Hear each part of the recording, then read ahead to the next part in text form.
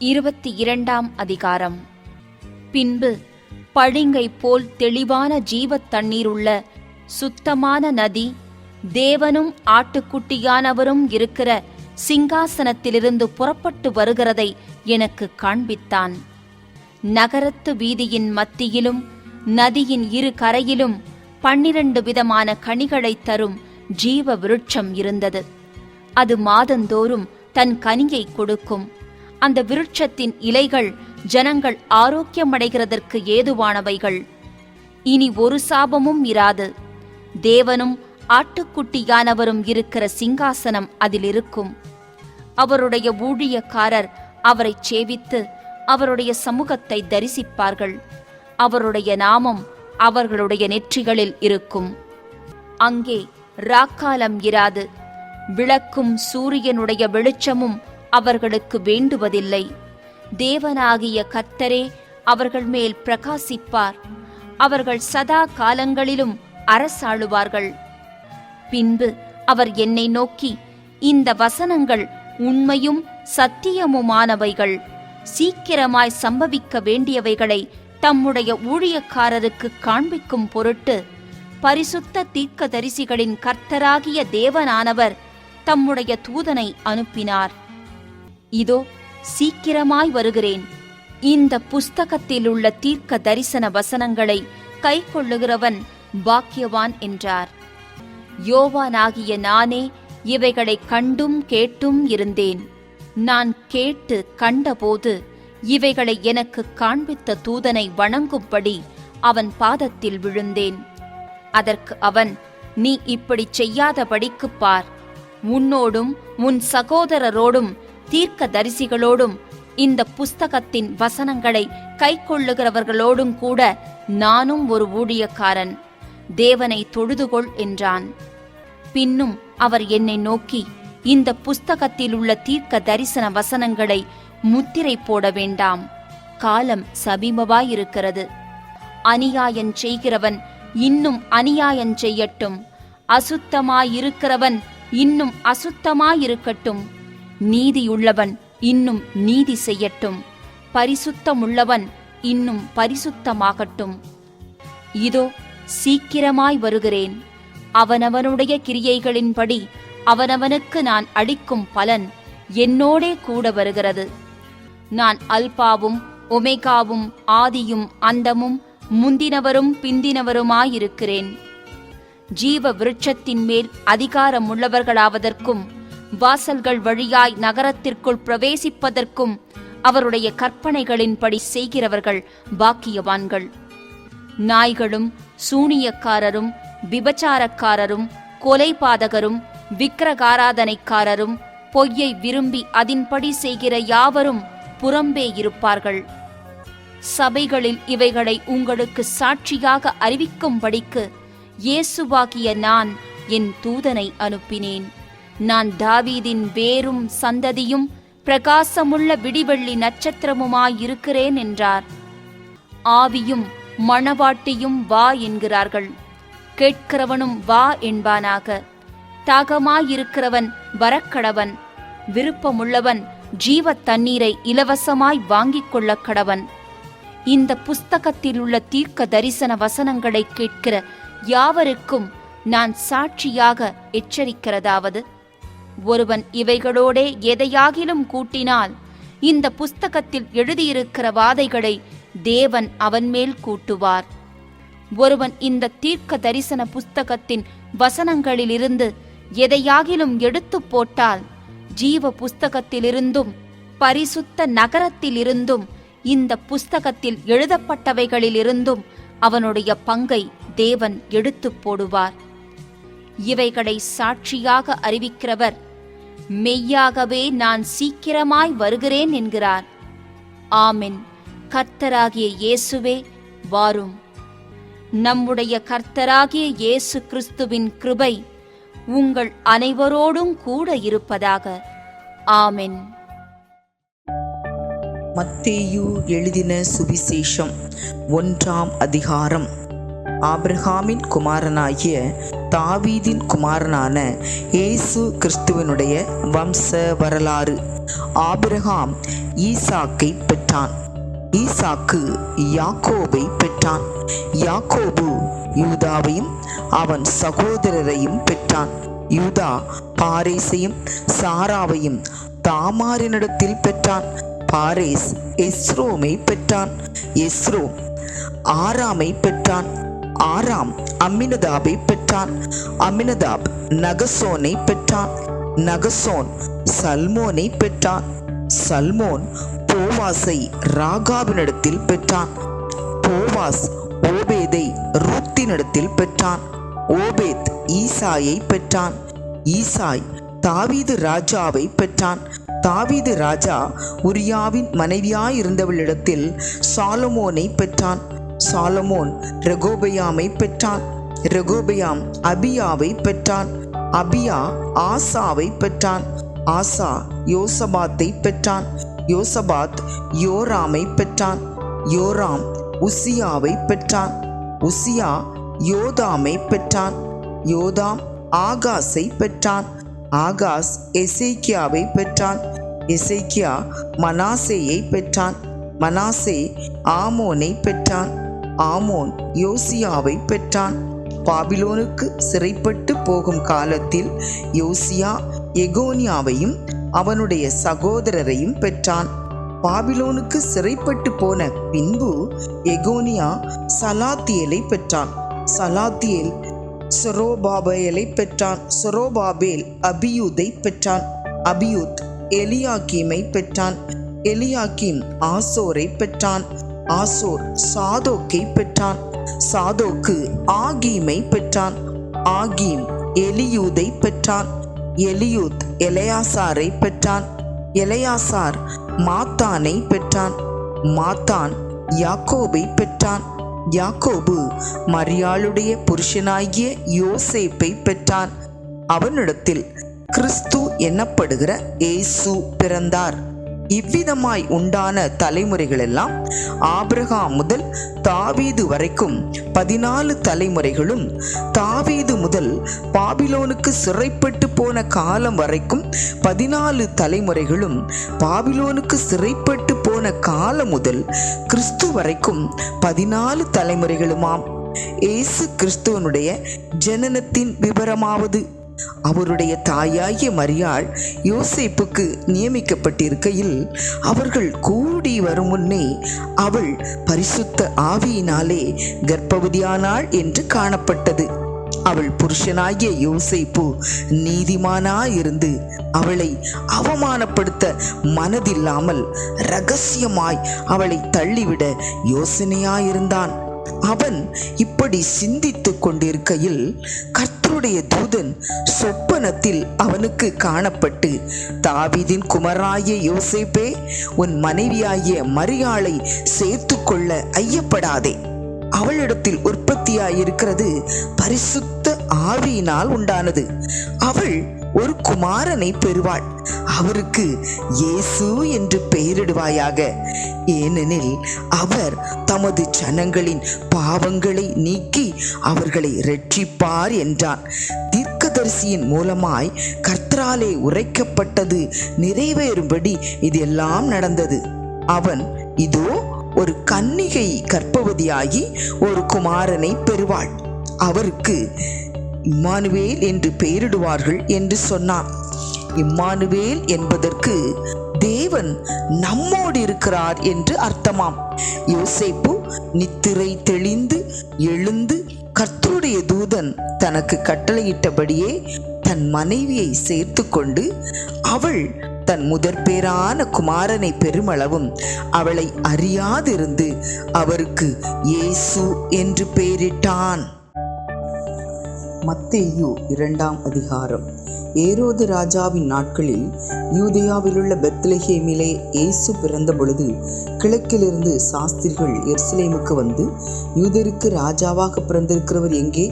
கிழக்கிலே அவருடைய நட்சத்திரத்தை கண்டு அவரை பணிந்து கொள்ள வந்தோம் என்றார்கள்.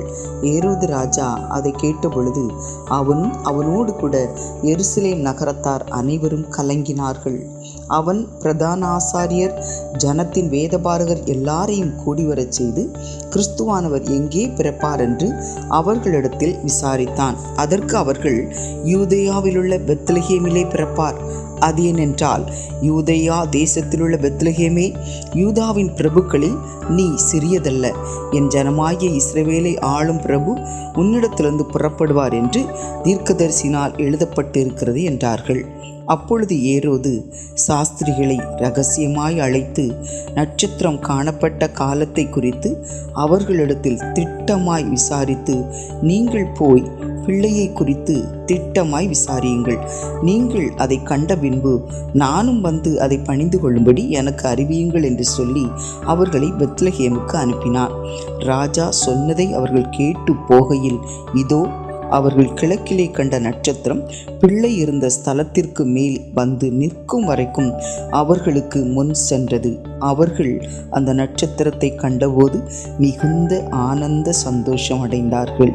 அவர்கள் அந்த வீட்டுக்குள் பிரவேசித்து பிள்ளையையும் அதன் தாயாகிய மரியாளையும் கண்டு சாஷ்டாங்கமாய் விழுந்து அதை பணிந்து கொண்டு தங்கள் பொக்கிஷங்களை திறந்து பொன்னையும் தூபவர்க்கத்தையும் வெள்ளை போளத்தையும் அதற்கு காணிக்கையாக வைத்தார்கள். பின்பு அவர்கள் ஏரோதினிடத்திற்கு திரும்பி போக வேண்டாம் என்று சொப்பனத்தில் தேவனால் எச்சரிக்கப்பட்டு வேறு வழியாய் தங்கள் தேசத்திற்கு திரும்பி போனார்கள். அவர்கள் போன பின்பு கர்த்தருடைய தூதன் சொப்பனத்தில் யோசேப்புக்கு காணப்பட்டு, ஏரோது பிள்ளையை கொலை செய்ய தேடுவான். ஆகையால் நீ எழுந்து பிள்ளையையும் அதன் தாயையும் கூட்டிக் கொண்டு எகிப்துக்கு ஓடிப்போய் நான் உனக்கு சொல்லும் வரைக்கும் அங்கே இரு என்றான். அவன் எழுந்து இரவிலே பிள்ளையையும் அதன் தாயையும் கூட்டிக் கொண்டு எகிப்துக்கு புறப்பட்டு போய் ஏரோதின் மரண பரியந்தம் அங்கே இருந்தான். எகிப்திலிருந்து என்னுடைய குமாரனை வரவழைத்தேன் என்று தீர்க்கதரிசியின் மூலமாய் கர்த்தரால் உரைக்கப்பட்டது நிறைவேறும்படி இப்படி நடந்தது. அப்பொழுது ஏரோது தான் சாஸ்திரிகளால் வஞ்சிக்கப்பட்டதை கண்டு மிகுந்த கோபமடைந்து ஆட்களை அனுப்பி தான் சாஸ்திரிகளிடத்தில் திட்டமாய் விசாரித்த காலத்தின்படியே பெத்லகேமிலும் அதன் சகல எல்லைகளிலும் இருந்த 2 வயதுக்கு உட்பட்ட எல்லா ஆண் பிள்ளைகளையும் கொலை செய்தான். புலம்பலும் அழுகையும் மிகுந்த துக்கம் கொண்டாடலும் ஆகிய கூக்குரல் ராமாவிலே கேட்கப்பட்டது. ராகேல் தன் பிள்ளைகளுக்காக அழுது அவைகள் இல்லாதபடியால் ஆறுதலடையாதிருக்கிறாள் என்று எரேமியா தீர்க்கதரிசினால் உரைக்கப்பட்டது அப்பொழுது நிறைவேறிற்று. ஏரோது இறந்த பின்பு கர்த்தருடைய தூதன் எகிப்திலே யோசேப்புக்கு சொப்பனத்தில் காணப்பட்டு, நீ எழுந்து பிள்ளையையும் அதன் தாயையும் கூட்டிக் கொண்டு இஸ்ரவேல் தேசத்துக்கு போ. பிள்ளையின் பிராணனை வாங்க தேடினவர்கள் இறந்து போனார்கள் என்றான். அவன் எழுந்து பிள்ளையையும் அதன் தாயையும் கூட்டிக் கொண்டு இஸ்ரவேல் தேசத்துக்கு வந்தான். ஆகிலும் அர்கலாயு தன் தகப்பனாகிய ஏரோதின் பட்டத்துக்கு வந்து யூதேயாவில் அரசாளுகிறான் என்று கேள்விப்பட்டு அங்கே போக பயந்தான்.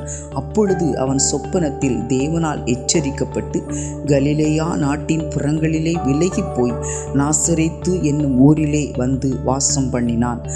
நசரேயன் எண்ணப்படுவார் என்று தீர்க்கதரிசிகளால் உரைக்கப்பட்டது நிறைவேறும்படி இப்படி நடந்தது. மத்தேயு 3ஆம் அதிகாரம். அந்நாட்களில் யோவான் ஸ்நானன் யூதேயாவின் வனாந்தரத்தில் வந்து, மனம் திரும்புங்கள், பரலோக ராஜ்யம் சமீபித்திருக்கிறது என்று பிரசங்கம் பண்ணினான். கர்த்தருக்கு வழியை ஆயத்தப்படுத்துங்கள், அவருக்கு பாதைகளை செவ்வை பண்ணுங்கள் என்று வனாந்தரத்திலே கூப்பிடுகிறவனுடைய சத்தம் உண்டென்று ஏசாயா தீர்க்கதரிசினால் சொல்லப்பட்டவன் இவனே. இந்த யோவான் ஒட்டகமயிர் உடையை தரித்து தன் அறையில் வார்க்கச்சையை கட்டி கொண்டிருந்தான். வெட்டுக்கிளியும் காட்டுத்தேனும் அவனுக்கு ஆகாரமாயிருந்தது. அப்பொழுது எருசலேம் நகரத்தாரும் யூதேயா தேசத்தார் அனைவரும் யோர்தானுக்கு அடுத்த சுற்றுப்புறத்தார் யாவரும் அவனிடத்திற்கு போய் தங்கள் பாவங்களை அறிக்கையிட்டு யோர்தான் நதியில் அவனால் ஞான ஸ்நானம் பெற்றார்கள். பரிசேயரிலும் சதுசேயரிலும் அநேகர் தன்னிடத்தில் ஞான ஸ்நானம் பெறும்படி வருகிறதை அவன் கண்டு, விரியன் பாம்பு குட்டிகளே, வரும் கோபத்துக்கு தப்பித்து கொள்ள உங்களுக்கு வகை காட்டினவன் யார்? மனம் திரும்புதலுக்கு ஏற்ற கனிகளை கொடுங்கள். ஆபிரகாம் எங்களுக்கு தகப்பன் என்று உங்களுக்குள்ளே சொல்லிக்கொள்ள நினையாதிருங்கள். தேவன் இந்த கல்லுகளினாலே ஆபிரகாமுக்கு பிள்ளைகளை உண்டு பண்ண வல்லவராயிருக்கிறார் என்று உங்களுக்கு சொல்லுகிறேன். இப்பொழுதே கோடரியானது மரங்களின் வேர் அருகே வைத்திருக்கிறது. ஆகையால் நல்ல கனி கொடாத மரமெல்லாம் வெட்டுண்டு அக்கினியிலே போடப்படும். மனம் திரும்புதலுக்கென்று நான் ஜலத்தினால் உங்களுக்கு ஞானஸ்நானம் கொடுக்கிறேன். எனக்கு பின் வருகிறவரோ என்னிலும் வல்லவராயிருக்கிறார். அவருடைய பாதரட்சைகளை சுமக்கிறதற்கு நான் பாத்திரன் அல்ல. அவர் பரிசுத்த ஆவியினாலும் அக்கினியினாலும் உங்களுக்கு ஞானஸ்நானம் கொடுப்பார். தூற்றுக்கூடை அவர் கையில் இருக்கிறது. அவர் தமது களத்தை நன்றாய் விளக்கி தமது கோதுமையை களஞ்சியத்தில் சேர்ப்பார். பதறியோ அவியாத அக்கினியினால் சுட்டெரிப்பார் என்றான். அப்பொழுது யோவானால் ஞானஸ்நானம் பெறுவதற்கு இயேசு கலிலேயாவை விட்டு யோர்தானுக்கு அருகே அவனிடத்தில் வந்தார். யோவான் அவருக்கு தடை செய்து, நான் உம்மாலே ஞானஸ்நானம் பெற வேண்டியதாயிருக்க நீர் என்னிடத்தில் வரலாமா என்றான். இயேசு அவனுக்கு பிரதியுத்தரமாக, இப்பொழுது இடம் கொடு, இப்படி எல்லா நீதியையும் நிறைவேற்றுவது நமக்கு ஏற்றதாயிருக்கிறது என்றார். அப்பொழுது அவருக்கு இடம் கொடுத்தான். இயேசு ஞானஸ்நானம் பெற்று ஜலத்திலிருந்து கரையேறின உடனே இதோ வானம் அவருக்கு திறக்கப்பட்டது. தேவ ஆவி புறாவை போல் இறங்கி தம்மேல் வருகிறதை கண்டார். அன்றியும் வானத்திலிருந்து ஒரு சத்தம் உண்டாகி, இவர் என்னுடைய நேசகுமாரன், இவரில் பிரியமாயிருக்கிறேன் என்று உரைத்தது. மத்தேயு 4ஆம் அதிகாரம். அப்பொழுது இயேசு பிசாசினால் சோதிக்கப்படுவதற்கு ஆவியானவராலே வனாந்திரத்துக்கு கொண்டு போகப்பட்டார். அவர் இரவும் பகலும் 40 நாள் உபவாசம் இருந்த பின்பு அவருக்கு பசி உண்டாயிற்று. அப்பொழுது சோதனைக்காரன் அவரிடத்தில் வந்து, நீர் தேவனுடைய குமாரனே ஆனால் இந்த கல்லுகள் அப்பங்களாகும்படி சொல்லும் என்றான். அவர் பிரதியுத்தரமாக, மனுஷன் அப்பத்தினாலே மாத்திரமல்ல, தேவனுடைய வாயிலிருந்து புறப்படுகிற ஒவ்வொரு வார்த்தையினாலும் பிழைப்பான் என்று எழுதியிருக்கிறதே என்றார். அப்பொழுது பிசாசு அவரை பரிசுத்த நகரத்திற்கு கொண்டு போய் தேவாலயத்து உப்பரிக்கையின் மேல் அவரை நிறுத்தி, நீர் தேவனுடைய குமாரனே ஆனால் தாழ குதியும், ஏனெனில் தம்முடைய தூதர்களுக்கு உம்மை குறித்து கட்டளையிடுவார். உமது பாதம் கல்லில் இடராதபடிக்கு அவர்கள் உம்மை கைகளில் ஏந்தி கொண்டு போவார்கள் என்பதாய் எழுதியிருக்கிறது என்று சொன்னான். அதற்கு இயேசு, உன் தேவனாகிய கர்த்தரை பரீட்சை பாராதிருப்பாயாக என்றும் எழுதியிருக்கிறதே என்றார். மறுபடியும் பிசாசு அவரை மிகவும் உயர்ந்த மலையின் மேல் கொண்டு போய் உலகத்தின் சகல ராஜ்யங்களையும் அவைகளின் மகிமையையும் அவருக்கு காண்பித்து, நீர் சாஷ்டாங்கமாய் விழுந்து என்னை பணிந்து கொண்டால் இவைகளையெல்லாம் உமக்கு தருவேன் என்று சொன்னான். அப்பொழுது இயேசு, அப்பாலே போ சாத்தானே, உன் தேவனாகிய கர்த்தரை பணிந்து கொண்டு அவர் ஒருவருக்கே ஆராதனை செய்வாயாக என்று எழுதியிருக்கிறதே என்றார். அப்பொழுது பிசாசானவன் அவரை விட்டு விலகி போனான். உடனே தேவதூதர்கள் வந்து அவருக்கு பணிவிடை செய்தார்கள். யோவான் காவலில் வைக்கப்பட்டான் என்று இயேசு கேள்விப்பட்டு கலிலேயாவுக்கு போய் நாசரேத்தை விட்டு செபுலோன், நப்தலி என்னும் நாடுகளின் எல்லைகளில் இருக்கும் கடற்கரைக்கு அருகான கப்பர்நகூமிலே வந்து வாசம் பண்ணினார். கடற்கரை அருகிலும் யோர்தானுக்கு அப்புறத்திலும் உள்ள செபுலோன் நாடும் நப்தலி நாடும் ஆகிய புறஜாதியாருடைய கலிலேயாவிலே இருளில் இருக்கும் ஜனங்கள் பெரிய வெளிச்சத்தை கண்டார்கள். மரண இருளின் திசையில் இருக்கிறவர்களுக்கு வெளிச்சம் உதித்தது என்று ஏசாயா தீர்க்கதரிசினால் உரைக்கப்பட்டது நிறைவேறும்படி இப்படி நடந்தது. அது முதல் இயேசு, மனம் திரும்புங்கள், பரலோக ராஜ்யம் சமீபித்திருக்கிறது என்று பிரசங்கிக்க தொடங்கினார். இயேசு கலிலேயா கடலோரமாய் நடந்து போகையில் மீன் பிடிக்கிறவர்களாயிருந்த 2 சகோதர சகோதரராகிய பேதுரு என்னப்பட்ட சீமோனும் அவன் சகோதரன் அந்திரேயாவும் கடலில் வலை போட்டு கொண்டிருக்கிற போது அவர்களை கண்டு, என் பின்னே வாருங்கள், உங்களை மனுஷரை பிடிக்கிறவர்களாக்குவேன் என்றார். உடனே அவர்கள் வலைகளை விட்டு அவருக்கு பின் சென்றார்கள். அவர் அவ்விடம் விட்டு போகையில் வேறே 2 சகோதரராகிய செபதேயுவின் மகன் யாக்கோபும் அவன் சகோதரன் யோவானும் தங்கள் தகப்பன் செபதேயுடனே படவிலிருந்து தங்கள் வலைகளை பழுது பார்த்து கொண்டிருக்கிற போது அவர்களை கண்டு அவர்களையும் அழைத்தார். உடனே அவர்கள் படவையும் தங்கள் தகப்பனையும் விட்டு அவருக்கு பின் சென்றார்கள். பின்பு இயேசு கலிலேயா எங்கும் சுற்றி நடந்து அவர்களுடைய ஜெப ஆலயங்களில் உபதேசித்து ராஜ்யத்தின் சுவிசேஷத்தை பிரசங்கித்து ஜனங்களுக்கு உண்டாயிருந்த சகல வியாதிகளையும் சகல நோய்களையும் நீக்கி சொஸ்தமாக்கினார். அவருடைய கீர்த்தி சீரியா எங்கும் பிரசித்தமாயிற்று. அப்பொழுது பலவித வியாதிகளையும் வேதனைகளையும் அடைந்திருந்த சகல பிணியாளிகளையும் பிசாசு பிடித்தவர்களையும் சந்திர ரோகிகளையும் திமிர்வாதக்காரரையும் அவரிடத்தில் கொண்டு வந்தார்கள். அவர்களை சொஸ்தமாக்கினார். கலிலேயாவிலும் தெக்கப்போலியிலும் எருசலேமிலும் யூதேயாவிலும் யோர்தானுக்கு அப்புறத்திலும் இருந்து திரளான ஜனங்கள் வந்து அவருக்கு பின் சென்றார்கள். மத்தேயு 5ஆம் அதிகாரம். அவர் திரளான ஜனங்களைக் கண்டு மலையின் மேல் ஏறினார். அவர் உட்கார்ந்த பொழுது அவருடைய சீஷர்கள் அவரிடத்தில் வந்தார்கள். அப்பொழுது அவர் தமது வாயை திறந்து அவர்களுக்கு உபதேசித்து சொன்னது என்னவென்றால், ஆவியில் எளிமை உள்ளவர்கள் பாக்கியவான்கள், பரலோக ராஜ்யம் அவர்களுடையது. துயரப்படுகிறவர்கள் பாக்கியவான்கள், அவர்கள் ஆறுதல் அடைவார்கள். சாந்த குணமுள்ளவர்கள் பாக்கியவான்கள், அவர்கள் பூமியை சுதந்தரித்துக் கொள்ளுவார்கள். நீதியின் மேல் பசி தாகமுள்ளவர்கள் பாக்கியவான்கள், அவர்கள் திருப்தி அடைவார்கள். இரக்கமுள்ளவர்கள் பாக்கியவான்கள், அவர்கள் இரக்கம் பெறுவார்கள். இருதயத்தில் சுத்தமுள்ளவர்கள் பாக்கியவான்கள், அவர்கள் தேவனை தரிசிப்பார்கள். சமாதானம் பண்ணுகிறவர்கள் பாக்கியவான்கள், அவர்கள் தேவனுடைய புத்திரர் எண்ணப்படுவார்கள். நீதி நிமித்தம் துன்பப்படுகிறவர்கள் பாக்கியவான்கள், பரலோக ராஜ்யம் அவர்களுடையது. என் நிமித்தம் உங்களை நிந்தித்து துன்பப்படுத்தி பலவித தீமையான மொழிகளையும் உங்கள் பேரில் பொய்யாய் சொல்வார்களானால் பாக்கியவான்களாய் இருப்பீர்கள்.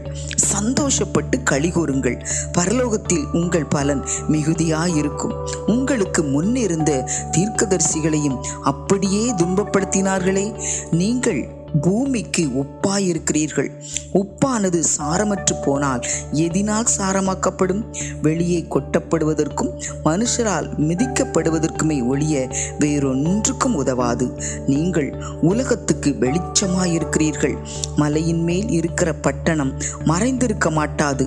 விளக்கை கொளுத்தி மரக்காலால் மூடி வைக்காமல் விளக்கு தண்டின் மேல் வைப்பார்கள். அப்பொழுது அது வீட்டிலுள்ள யாவருக்கும் வெளிச்சம் கொடுக்கும். இவ்விதமாய் மனுஷர் உங்கள் நற்கிரியைகளை கண்டு பரலோகத்தில் இருக்கிற உங்கள் பிதாவை மகிமைப்படுத்தும்படி உங்கள் வெளிச்சம் அவர்கள் முன்பாக பிரகாசிக்க கடவது. நியாயப்பிரமாணத்தை ஆனாலும் தீர்க்க தரிசனங்களை ஆனாலும் அழிக்கிறதற்கு வந்தேன் என்று எண்ணிக்கொள்ளாதேயுங்கள். அழிக்கிறதற்கு அல்ல, நிறைவேற்றுகிறதற்கே வந்தேன். வானமும் பூமியும் ஒளிந்து போனாலும் நியாயப்பிரமாணத்தில் உள்ளது எல்லாம் நிறைவேறும் அளவும் அதில் ஒரு சிறு எழுத்தாகிலும் ஒரு எழுத்தின் உறுப்பாகிலும் ஒளிந்து போகாது என்று மெய்யாகவே உங்களுக்கு சொல்லுகிறேன். ஆகையால் இந்த கற்பனைகள் எல்லாவற்றிலும் சிறிதானது ஒன்றையாகிலும் மீறி அவ்விதமாய் மனுஷருக்கு போதிக்கிறவன் பரலோக ராஜ்யத்தில் எல்லாரிலும் சிறியவன் எண்ணப்படுவான். இவைகளை கைக்கொண்டு போதிக்கிறவனோ பரலோக ராஜ்யத்தில் பெரியவன் எண்ணப்படுவான். வேதபாரகர் பரிசேயர் என்பவர்களுடைய நீதியிலும் உங்கள் நீதி அதிகமாயிராவிட்டால் பரலோக ராஜ்யத்தில் பிரவேசிக்க மாட்டீர்கள் என்று உங்களுக்கு சொல்லுகிறேன். கொலை செய்யாதிருப்பாயாக என்பதும் கொலை செய்கிறவன் நியாயத்தீர்ப்புக்கு ஏதுவாயிருப்பான் என்பதும் பூர்வத்தாருக்கு உரைக்கப்பட்டதென்று கேள்விப்பட்டிருக்கிறீர்கள். நான் உங்களுக்கு சொல்லுகிறேன், தன் சகோதரனை நியாயமில்லாமல் கோபித்துக் கொள்பவன் நியாயத்தீர்ப்புக்கு ஏதுவாயிருப்பான். தன் சகோதரனை வீணன் என்று சொல்லுகிறவன் ஆலோசனை சங்க தீர்ப்புக்கு ஏதுவாயிருப்பான். ஏதுவாயிருப்பான். மூடனே என்று சொல்லுகிறவன் எரி நரகத்திற்கு ஏதுவாயிருப்பான். ஆகையால் நீ பலிபீடத்தினிடத்தில் உன் காணிக்கையை செலுத்த வந்து உன் பேரில் உன் சகோதரனுக்கு குறை உண்டென்று அங்கே நினைவு கூறுவாயாகில், அங்கேதானே பலிபீடத்தின் முன் உன் காணிக்கையை வைத்துவிட்டு போய் முன்பு உன் சகோதரனோடே ஒப்புரவாகி பின்பு வந்து உன் காணிக்கையை செலுத்து. எதிராளி உன்னை நியாயாதிபதியினிடத்தில் ஒப்புக்கொடாமலும் நியாயாதிபதி உன்னை சேவகனிடத்தில் ஒப்புக்கொடாமலும் நீ சிறைச்சாலையில் வைக்கப்படாமலும் இருக்கும்படியாக நீ உன் எதிராளியோடு வழியில் இருக்கும்போதே சீக்கிரமாய் அவனுடனே நல்மனம் பொருந்தாவிட்டால் நீ ஒரு காசும் குறைவின்றி கொடுத்து தீர்க்கு மட்டும் அவனிடத்திலிருந்து புறப்பட மாட்டாய் என்று மெய்யாகவே உனக்கு சொல்லுகிறேன். விபச்சாரம் செய்யாதிருப்பாயாக என்பது பூர்வத்தாருக்கு உரைக்கப்பட்டதென்று கேள்விப்பட்டிருக்கிறீர்கள். நான் உங்களுக்கு சொல்லுகிறேன், ஒரு ஸ்திரியை இச்சையோடு பார்க்கிற எவனும் தன் இருதயத்தில் அவளோடே விபச்சாரம் செய்தாயிற்று. உன் வலது கண் உனக்கு இடறல் உண்டாக்கினால் அதை பிடுங்கி எரிந்து போடு. உன் சரீரம் முழுவதும் நரகத்தில் தள்ளப்படுவதை பார்க்கிலும் உன் அவயவங்களில் ஒன்று கெட்டுப்போவது உனக்கு நலமாயிருக்கும். உன் வலது கை உனக்கு இடறல் உண்டாக்கினால் அதை தரித்து எரிந்து போடு. உன் சரீரம் முழுவதும் நரகத்தில் தள்ளப்படுவதை பார்க்கிலும் உன் அவயவங்களில் ஒன்று கெட்டுப்போவது உனக்கு நலமாயிருக்கும். தன் மனைவியை தள்ளிவிடுகிற எவனும் தள்ளுதற் சீட்டை அவளுக்கு கொடுக்க கடவன் என்று உரைக்கப்பட்டது. நான் உங்களுக்கு சொல்லுகிறேன், வேசித்தன முகாந்திரத்தினால் ஒழிய தன் மனைவியை தள்ளிவிடுகிறவன் அவளை விபச்சாரம் செய்ய பண்ணுகிறவனாயிருப்பான். அப்படி தள்ளிவிடப்பட்டவளை விவாகம் பண்ணுகிறவனும் விபச்சாரம் செய்கிறவனாயிருப்பான். அன்றியும் பொய்யாணையிடாமல் உன் ஆணைகளை கர்த்தர் முன்னிலையாய் செலுத்துவாயாக என்று பூர்வத்தாருக்கு உரைக்கப்பட்டதென்று கேள்விப்பட்டிருக்கிறீர்கள். நான் உங்களுக்கு சொல்லுகிறேன், பரிச்சேயம் சத்தியம் பண்ண வேண்டாம், வானத்தின் பேரில் சத்தியம் பண்ண வேண்டாம், அது தேவனுடைய சிங்காசனம். பூமியின் பேரிலும் சத்தியம் பண்ண வேண்டாம், அது அவருடைய பாதபடி. எருசலேமின் பேரிலும் சத்தியம் பண்ண வேண்டாம், அது மகாராஜாவினுடைய நகரம். உன் சிரசின் பேரிலும் சத்தியம் பண்ண வேண்டாம், அதின் ஒரு மயிரையாவது வெண்மையாக்கவும் கருப்பாக்கவும் உன்னால் கூடாதே. உள்ளதை உள்ளதென்றும் இல்லதை இல்லதென்றும் சொல்லுங்கள். இதற்கு மிஞ்சினது தீமையினால் உண்டாயிருக்கும். கண்ணுக்கு கண் பல்லுக்கு பல் என்று உரைக்கப்பட்டதை கேள்விப்பட்டிருக்கிறீர்கள். நான் உங்களுக்கு சொல்லுகிறேன், தீமையோடு எதிர்த்து நிற்க வேண்டாம். ஒருவன் உன்னை வலது கன்னத்தில் அறைந்தால் அவனுக்கு மறு கன்னத்தையும் திருப்பிக் கொடு. உன்னோடு வழக்காடி உன் வஸ்திரத்தை எடுத்துக்கொள்ள வேண்டுமென்று இருக்கிறவனுக்கு உன் அங்கியையும் விட்டுவிடு. ஒருவன் உன்னை 1 மைல் தூரம் வர பலவந்தம் பண்ணினால் அவனோடு 2 மைல் தூரம் போ. உன்னிடத்தில் கேட்கிறவனுக்கு கொடு. உன்னிடத்தில் கடன் வாங்க விரும்புகிறவனுக்கு முகம் கோணாதே. உனக்கு அடுத்தவனை சிநேகித்து உன் சத்ருவை பகைப்பாயாக என்று சொல்லப்பட்டதை கேள்விப்பட்டிருக்கிறீர்கள். நான் உங்களுக்கு சொல்லுகிறேன், உங்கள் சத்துருக்களை சிநேகியுங்கள், உங்களை சபிக்கிறவர்களை ஆசீர்வதியுங்கள், உங்களை பகைக்கிறவர்களுக்கு நன்மை செய்யுங்கள், உங்களை நிந்திக்கிறவர்களுக்காகவும் உங்களை துன்பப்படுத்துகிறவர்களுக்காகவும் ஜெபம் பண்ணுங்கள். இப்படி செய்வதினால் நீங்கள் பரலோகத்தில் இருக்கிற உங்கள் பிதாவுக்கு புத்திரராயிருப்பீர்கள். அவர் தீயோர் மேலும் நல்லோர் மேலும் தமது சூரியனை உதிக்க பண்ணி நீதி உள்ளவர்கள் மேலும் அநீதி உள்ளவர்கள் மேலும் மழையை பெய்ய பண்ணுகிறார். உங்களை சிநேகிக்கிறவர்களையே நீங்கள் சிநேகிப்பீர்களானால் உங்களுக்கு பலன் என்ன? ஆயக்காரரும் அப்படி செய்கிறார்கள் அல்லவா? உங்கள் சகோதரரை மாத்திரம் வாழ்த்துவீர்களானால் நீங்கள் விசேஷித்து செய்கிறது என்ன? ஆயக்காரரும் அப்படி செய்கிறார்கள் அல்லவா? ஆகையால் பரலோகத்தில் இருக்கிற உங்கள் பிதா பூரண சற்குணராய் இருக்கிறது போல நீங்களும் பூரண சற்குணராய் இருக்க கடவீர்கள்.